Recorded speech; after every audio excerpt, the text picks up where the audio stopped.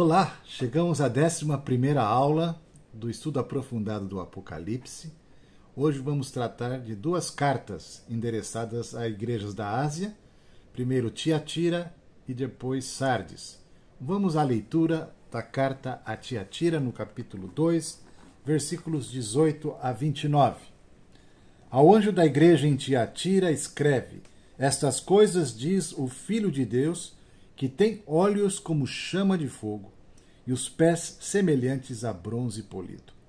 Conheço as tuas obras, o teu amor, a tua fé, o teu serviço, a tua perseverança e as tuas últimas obras mais numerosas do que as primeiras.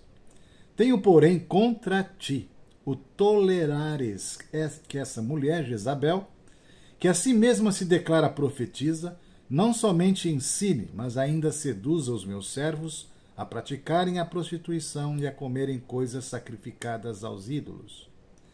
Dei-lhe tempo para que se arrependesse. Ela, todavia, não quer arrepender-se da sua prostituição. Eis que a prostro de cama, bem como em grande tribulação, os que com ela adulteram, caso não se arrependam das obras que ela incita. Matarei os seus filhos, e todas as igrejas conhecerão que eu sou aquele que sonda mentes e corações, e vos darei a cada um segundo as vossas obras. Digo, todavia, a vós outros, os demais de Tiatira, a tantos quantos não têm essa doutrina e que não conheceram. Como eles dizem, as coisas profundas de Satanás, outra carga não jogarei sobre vós. Tão somente conservai o que tendes, até que eu venha. Ao vencedor, que guardar até o fim as minhas obras, eu lhe darei autoridade sobre as nações. E com cetro de ferro as regerá, e as reduzirá a pedaços, como se fossem objetos de barro. Assim como também eu recebi de meu Pai, dar-lhe-ei ainda a estrela da manhã. Quem tem ouvidos, ouça o que o Espírito diz às igrejas. Temos aqui inicialmente algumas ruínas de Tiatira. Hoje, Tiatira é a atual Aquisar, com mais ou menos 160 mil habitantes. Ela fica situada num vale sem fortificações naturais, portanto, ela é mais árida. Forte centro comercial de lã, de linho, de couros, tingimento de tecidos, oleiros, ou seja, ela era bem movimentada. Tinha uma diversidade de cultos pagãos. E é interessante, uma característica idólatra dessa cidade, é que ela era dividida em associações. Tinha associação para tudo ali. E cada uma dessas associações tinha o seu Deus guardião. Por isso Cristo se revela como aquele que tem olhos como chama de fogo e pés como bronze polido, ou seja, aquele que sonda mentes e corações, e o bronze está ligado à questão de julgamento. Ele vem julgar toda essa idolatria. Tiatira era uma igreja exemplar, porque ela tinha obras, amor, fé, perseverança. Tudo isso está lá no versículo 19. Realmente era uma igreja que era bastante operante, mas ela tinha uma coisa, que recebeu então a reprimenda severa do Senhor. Ela tinha uma tolerância. Ela tolerava. Quem que ela tolerava? Essa mulher, Jezabel, está aí, né, no versículo 20. Tenho, porém, contra ti o tolerares essa mulher, Jezabel. O que ela fazia? Essa mulher, ela, além de seduzir as pessoas, ela ensinava na igreja, como se fosse uma profetisa. Então ela seduzia a prostituição e comidas sacrificadas aos ídolos, e também Jesus chama toda essa atividade de as coisas profundas de Satanás. Dei-lhe tempo para que se arrependesse, ainda assim o Senhor chama para o arrependimento.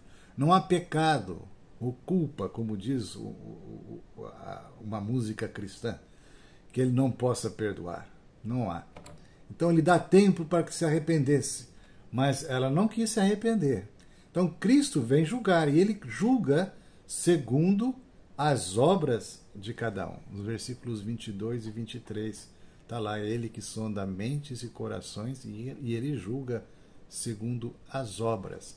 É interessante essa questão do julgamento de obras, porque nós, os cristãos, nós também seremos julgados no tribunal de Cristo com respeito ao que nós fizemos nessa vida. Não é um tribunal para nos condenar para a perdição. Não. É um tribunal, diria, familiar, doméstico. Né? Como um pai que vem para admoestar seus filhos. Ele, de alguma forma, vai recompensar ou também repreender a cada um conforme a sua maneira, como ele viveu enquanto nessa terra, vivendo, servindo ao Senhor. Podemos ver isso, por exemplo, lá em 2 Coríntios, no capítulo 5, o versículo 10, Paulo diz: porque importa que todos nós compareçamos perante o tribunal de Cristo, para que cada um receba segundo o bem ou o mal que tiver feito por meio do corpo. Portanto, isso é de fato um mistério, mas está muito ligado àquela questão de galardão, que naquele dia, no encontro com o Senhor, ele vai dar galardão, recompensa. De certa forma, é algo fora da questão da vida eterna. Não tem nada a ver com perdição eterna ou vida eterna. É um julgamento no sentido de premiar ou também de repreender, amorosamente, mas repreender aqueles que não caminharam com o devido temor. Ao vencedor que guardar até o fim as minhas obras, eu lhe darei autoridade sobre as nações. Essa é a promessa do Senhor.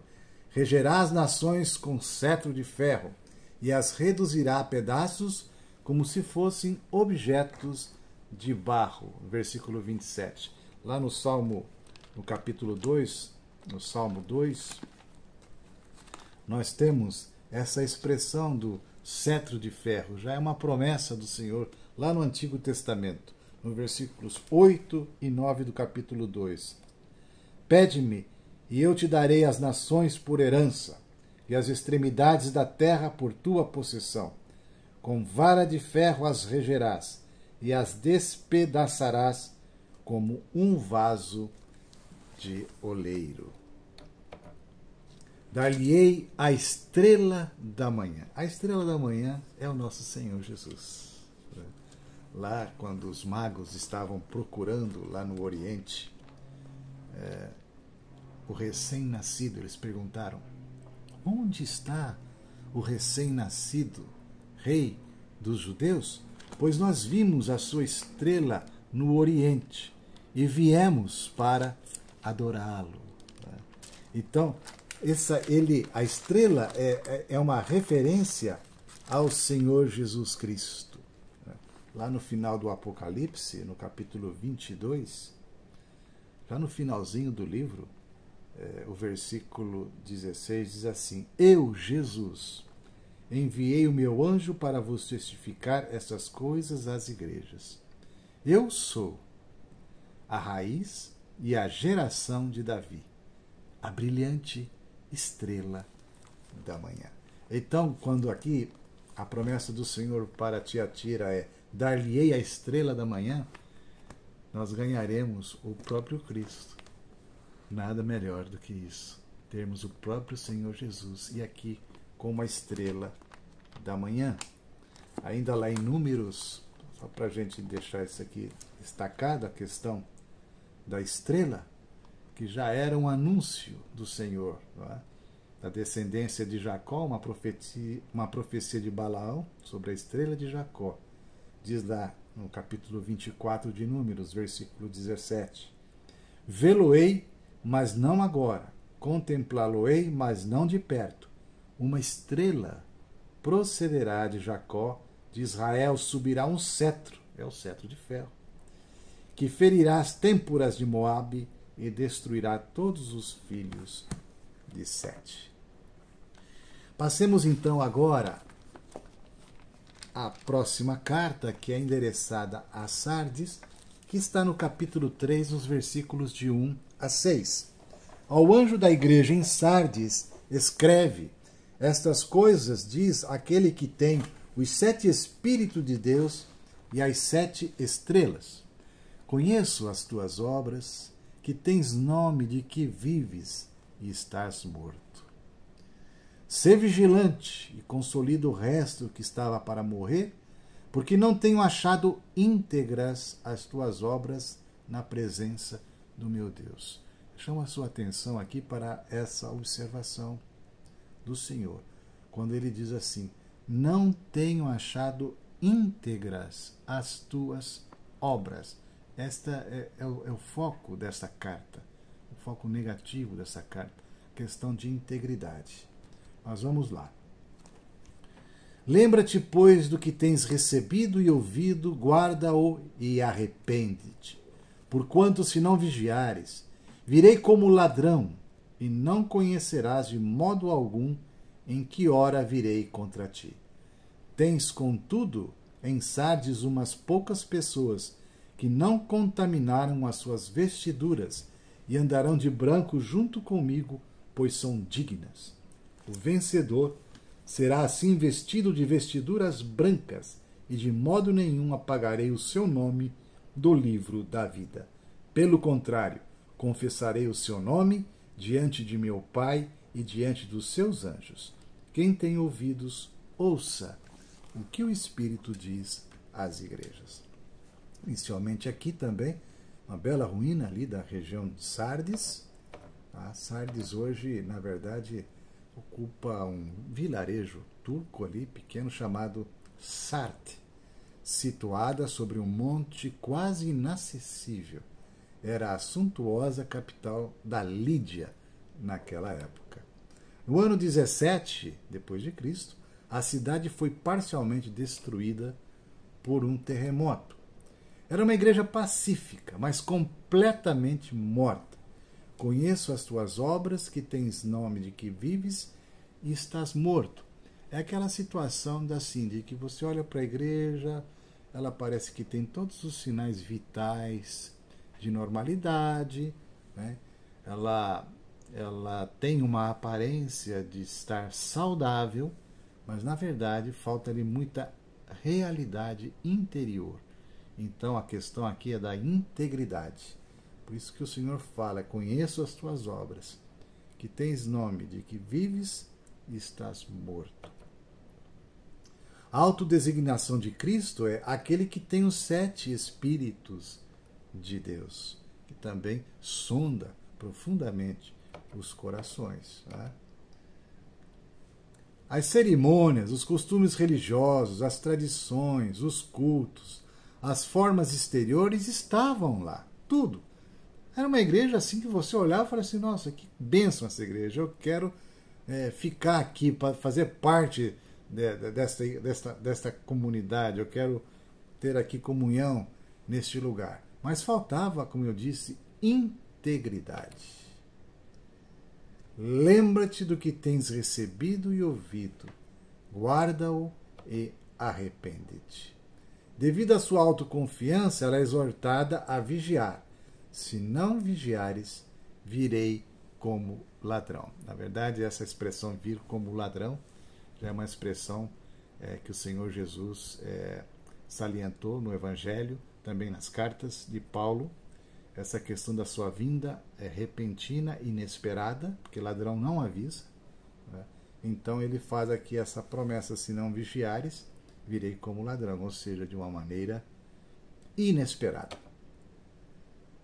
E as vestiduras brancas aqui, como a promessa, o branco e o linho fino branco, na palavra de Deus, está muito relacionado à questão da santidade e justiça. E nós fomos vestidos com a justiça e a santidade de Cristo. O próprio livro do Apocalipse, nós vamos ver isso mais adiante, fala que as vestes brancas, elas representam também essa questão das orações dos santos, né? A questão da justiça, a questão da santidade, como eu disse. Muito bem. Encerramos aqui, então, essas 2 cartas, Na próxima aula, vamos entrar na carta à Igreja de Filadélfia, se assim Deus permitir. Deus te abençoe. Até lá.